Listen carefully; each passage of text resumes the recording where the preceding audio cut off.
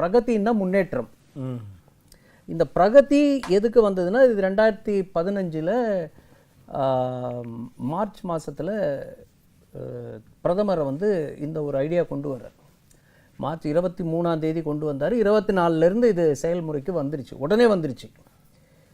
இதை எதுக்கு கொண்டு வந்தாங்கன்னா, இப்போ நீங்கள் திட்டங்கள்னு பார்த்தீங்கன்னா இந்தியாவில் வந்து ஒரு 400 திட்டங்கள் இருந்தது 2013 வரைக்கும். அது இப்போ வந்து 805 திட்டங்களாக மாறி இருக்கு. இவங்க வந்து ஒரு 400 கூட்டியிருக்காங்க. இப்போ 90% சென்ட்ரல் ஸ்கீம்ஸ் இருக்கிறதுனால இது மக்களுக்கு போய் சேருதா அப்படின்றதுக்காக தான் பிரகதி.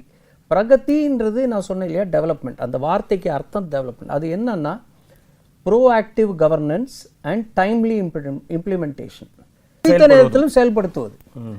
இது என்ன, இது பிரதமர் அந்த முந்தைய காலகட்டத்தில் பார்க்கும்பொழுது இந்த பிரச்சனைகள் இருந்தது, இந்த பியூரோக்ராட்டிக் ப்ராப்ளம்ஸு. ஏன்னா அங்கே இருக்கிற மத்திய அரசில் இருக்க செக்ரட்டரிஸ் வந்து மாநில அரசில் இருக்கிற செக்ரட்டரிஸ் கேட்க மாட்டாங்க.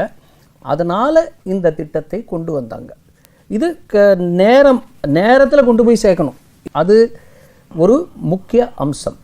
அதுக்காக தான் இந்த திட்டத்தை கொண்டு வந்தாங்க. இது வந்து பிரதமரின் நேரடி கட்டுப்பாட்டில் இருக்குது.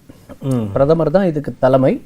இது வந்து அவரோட நேரடி கட்டுப்பாடு. இந்த திட்டம் எப்படி செயல்படுத்தப்படுதுன்னா, இந்த மினிஸ்ட்ரிஸ் இன்வால்வ்டு கிடையாது. இதில் பிரதமர் தலைமையில் செக்ரட்டரிஸ் இருக்காங்க இல்லையா, மத்திய அரசுகளில் இருக்க டிபார்ட்மெண்ட் செக்ரட்டரிஸும் ஸ்டேட் கவர்மெண்ட்ஸ் மாநில அரசாங்கத்தில் இருக்க செக்ரட்டரிஸ் மட்டும்தான் இதில் மெம்பர்ஸ். பிஎம் தலைமையில் அந்த ஒரு மாநிலத்தில் முதலமைச்சரோ இல்லை மந்திரிகளோ அரசியல் சார்ந்த இதுவே கிடையாது. இது ஒரு பியூரோக்ராட்டிக் விஷயம்.